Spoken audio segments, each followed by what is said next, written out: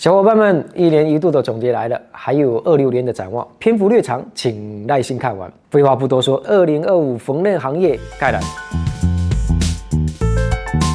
今年缝纫行业做了一整年的过山车，关税政策反复横跳，订单碎得像纸片，产业转移加速，边境市场昙花一现。总结下来就6个字：活下来，走出去。上半年，美国关税大棒挥得又准又狠。别看我们是小行业啊，但卡在服装产业链的核心环节上，上游一抖我们就崩。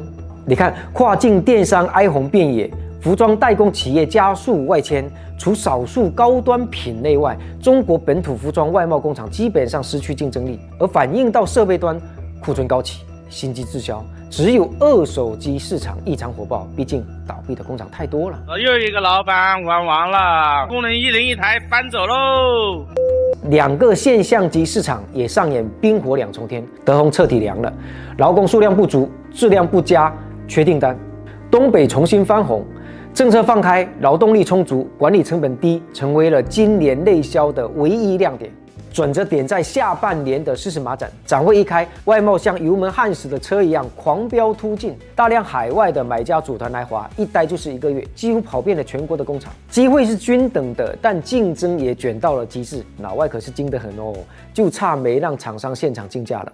正好很多工厂被库存压得喘不过气来，只能拼命的甩货，价格体系几近崩坏。虽然消化了部分库存，却几乎无利可图。但这种脱臼式甩卖也让很多人惊醒，再不做外贸等于掉队。2025年谁还没有开始往外走，事实上就已经落后半个身位了。最后是26年的展望。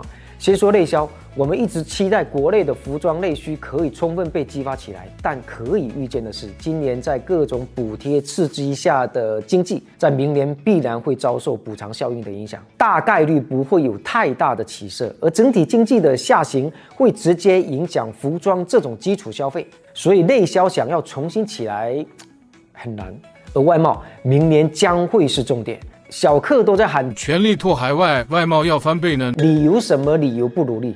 服装产业的转移势不可挡，东南亚、南亚这些传统市场的深挖，以及非洲、中亚、中南美这些新兴市场的开拓，都是重中之重。2025是淘汰之年，也是觉醒之年。2026拼的是全球视野，更是出海执行力。用一句话来结束：靠韧性活下来没有意义，要明天得走出去。